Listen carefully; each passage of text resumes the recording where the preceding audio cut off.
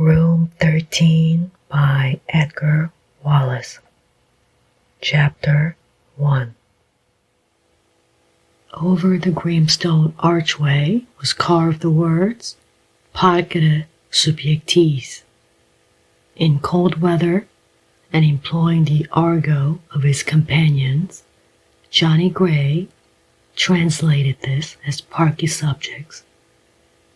It certainly had no significance as "spare the vanquished," for he had been neither vanquished nor spared. Day by day, harnessed to the shafts, he and Lyle Morgan had pulled the heavy handcart up the steep slope, and day by day had watched absently the red-bearded gate warder put his key in the big polished lock and snap open the gates. And then the little party had passed through, an armed warder leading, an armed warder behind, and the gate had closed. And at 4 o'clock he had walked back under the archway and waited whilst the gate was unlocked and the handcart admitted. Every building was hideously familiar. The gaunt halls, pitch-painted against the Dartmoor storms, the low-roofed office, the gas house, the big barn-like laundry, the ancient bakery, the exercise yard with its broken asphalt, the ugly church, garishly decorated, the long scrub benches with the raised seats for the warders, and the graveyard, where the happily released lifers rested from their labors. One morning in spring, he went out of the gate with a working party. They were building a shed, and he had taken the style and responsibility of bricklayer's labor. He liked the work because you can talk more freely on a job like that, and he wanted to hear all that Lyle Morgan had to say about the big printer. "Not so much talking today," said the warder in charge, sitting himself on a sack-covered brick heap. "No, sir," said Lyle. He was a wizened man of 50 and a lifer, and he had no ambition, which was to live long enough to get another lagging. "But not burglary, Gray," he said, as he leisurely set a brick in his place, "and not shooting like old Legg got his packet, and not faking Spider King like you got yours." "I didn't get mine for faking Spider King," said Johnny calmly. "I didn't know that Spider King had been rung in when I took him on the course, and was another horse altogether. They framed up Spider King to catch me. I am not complaining." "I know you're innocent. Everybody is," said Lyle soothingly. "I'm the only guilty man in Boob. That's what the governor says. Morgan, he says, it does my heart good to meet a guilty man that ain't the victim of circumstantiality like everybody else is in Boob, he says." Johnny did not pursue the subject. There was no reason why he should. This fact was beyond dispute. He had known all about the big racecourse swindles that were being worked, and had been an associate of men who backed the rung-in horses. He accepted the sentence of 3 years penal servitude that had been passed without appeal or complaint, not because he was guilty of the act for which he was charged. There was another excellent reason. If they lumbered you with a crime, it was because you was a mug, said old Lal complacently. That's what mugs are for, to be lumbered. What did old Kane say? I didn't say Mr. Kane, said Johnny shortly. He'd think you was a mug too, said Lal with satisfaction. Hand me a brick. Gray, and shut up. That nosy screw's coming over. The nosy screw was no more inquisitive than any other warder. He strolled across, the handle of his truncheon showing from his pocket, the well-worn strap dangling. Not so much talking, he said mechanically. I was asking for a brick, sir, said Lal humbly. These bricks ain't so good as the last lot. I've noticed that, said the warder, examining a half-brick with a professional and disapproving eye. Trust you to notice that, sir, said the sycophant, with the right blend of admiration and awe. And when the warder had passed, that boss-eyed perisher don't know a brick from a gas stove, said Lal without heat. He's the bloke that old Legg got straightened when he wasn't here. He used to have private letters brought in every other day. But then old Legg's got money.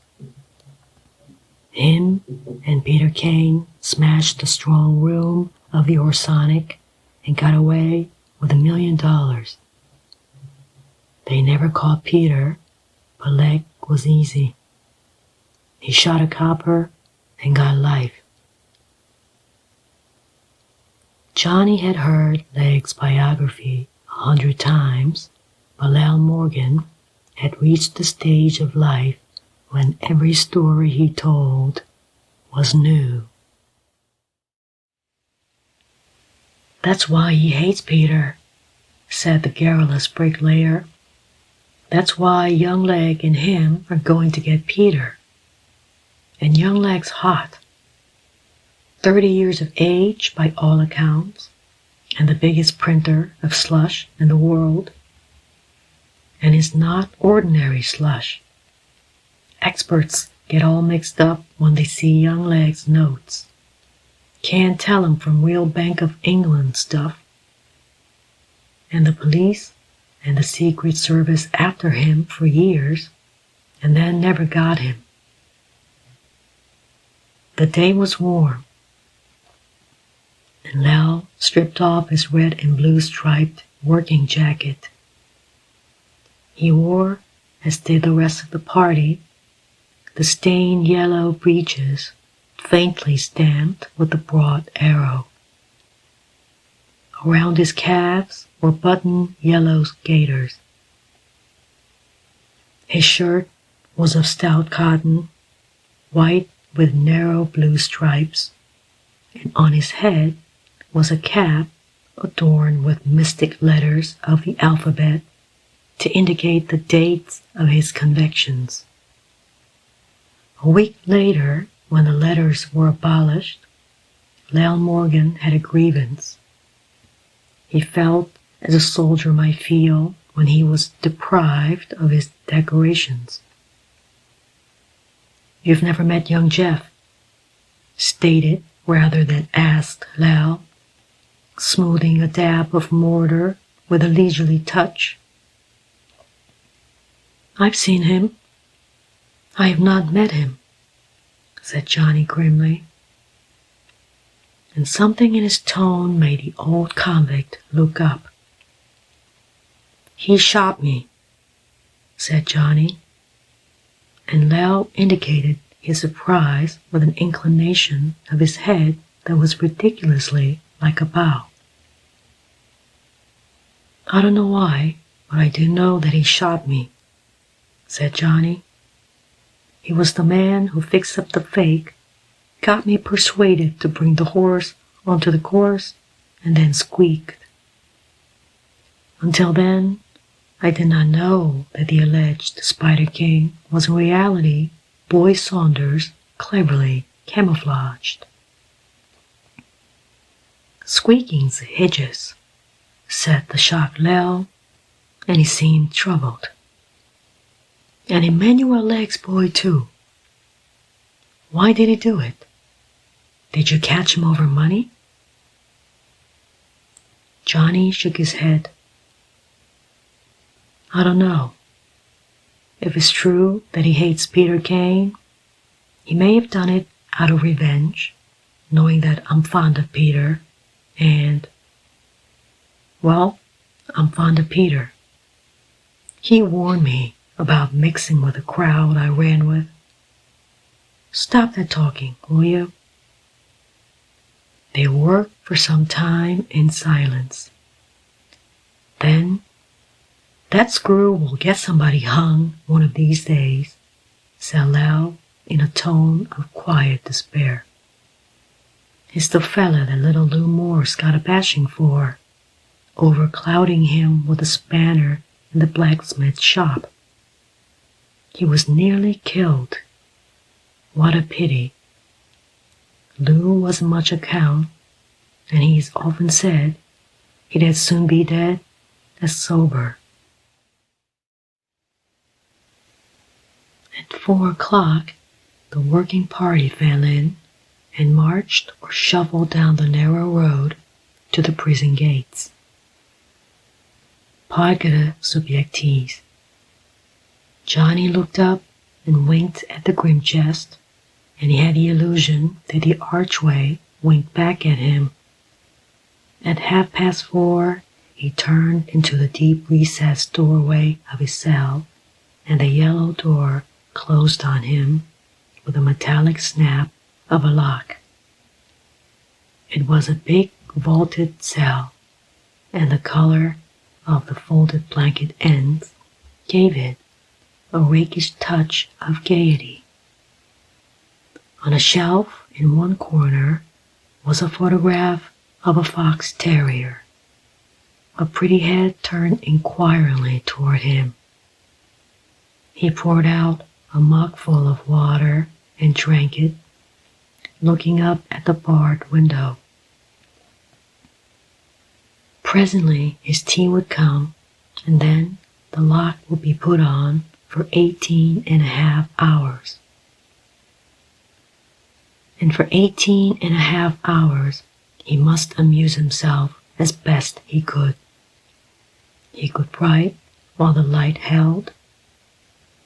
A volume of travel was on the ledge that served as a table, or he could write on his slate, or draw horses and dogs, or work out interminable problems in mathematics, or write poetry, or think.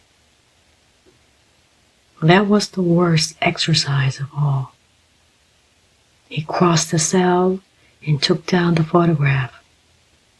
The mount had worn limp with much handling, and he looked with a half-smile into the big eyes of the terrier. It's a pity you can write, old Spot, he said. Other people could write, and did, he thought as he replaced the photograph. But Peter Kane never once mentioned Marnie, and Marnie had not written since a long time. It was ominous, informative, in some ways decisive. A brief reference, Marnie's well, or Marnie thanks you for your inquiry, and that was all. The whole story was clearly written in those curt phrases, the story of Peter's love for the girl, and his determination that she should not marry a man with a prison taint. Peter's adoration of his daughter was almost a mania. Her happiness and her future came first, and must always be first. Peter loved him. Johnny had sensed that. He had given him the affection that a man might give his grown son. If this tragic folly of his had not led to the entanglement which brought him to a convict prison, Peter would have given Marnie to him, as she was willing to give herself. "That's that," said Johnny in his role of philosopher. And then came tea and the final lock-up and silence and thoughts again. Why did young Legg trap him? He had only seen the man once. They had never even met. It was only by chance that he had ever seen this young printer of forged notes. He could not guess that he was known to the man he shopped, for Jeff Legg was an elusive person. One never met him in the usual rendezvous where the half-underworld foregather to boast and plot, or drink and love. A key rattled in the lock, and Johnny got up. He forgot that it was the evening when the chaplain visited him. "Sit down, Gray." The door closed on the clergyman, and he seated himself on Johnny's bed. It was curious that he should take up the thread of Johnny's interrupted thoughts. "I want to get your mind straight about this man Legg. The son, I mean. It's pretty bad to brood on grievances, real or fancied, and you are nearing the end of your term of imprisonment, when your resentment will have a chance of expressing itself. And Gray, I don't want to see you here again." Johnny Gray smiled. "You won't see me here." He emphasized the word. "As to Jeff Legg, I know little about him, though I've done some fairly fluent guessing and I've heard a lot." The chaplain shook his head thoughtfully. "I have heard a little. He's the man they call the big printer, isn't he? Of course I know all about the flooding of Europe with spurious notes, and that the police had failed to catch the man who was putting them into circulation. Is that Jeff Legg?" Johnny did not answer, and the chaplain smiled a little sadly. "Thou shalt not squeak, the 11th commandment, isn't it?" he asked good-humoredly. "I'm afraid I have been indiscreet. When does your sentence end?" "In 6 months," replied Johnny. "And I'll not be sorry." "What are you going to do? Have you any money?" The convict's lips twitched. "Yes, I have 3,000 a year," he said quietly. "That is a fact which did not come out at the trial, for certain reasons. No, Padre, money isn't my difficulty. I suppose I shall travel. I certainly shall not attempt to live down my grisly past." "That means you're not going to change your name," said the chaplain with a twinkle in his eye. "Well, with 3,000 a year, I can't see you coming here again." Suddenly, he remembered. Putting his hand in his pocket, he took out a letter. "The deputy gave me this, and I'd nearly forgotten. It arrived this morning." The letter was opened, as were all letters that came to convicts, and Johnny glanced carelessly at the envelope. It was not, as he had expected, a letter from his lawyer. The bold handwriting was Peter Kane's. the first letter he had written for 6 months. He waited until the door had closed upon the visitor, and then he took the letter from the envelope. There were only a few lines of writing. Dear Johnny, I hope you are not going to be very much upset by the news I'm telling you. Marnie is marrying Major Floyd of Toronto, and I know that you're big enough and fine enough to wish her luck. The man she's marrying is a real good fellow who will make her happy. Johnny put down the letter onto the ledge and for 10 minutes paced the narrow length of his cell, his hands clasped behind him. Marnie to be married. His face was white, tense, his eyes dark with gloom. He stopped and poured out a mug full of water with a hand that shook, then raised the glass to the barred window that looked eastward. Good luck to you, Marnie, he said huskily, and drank the mug empty.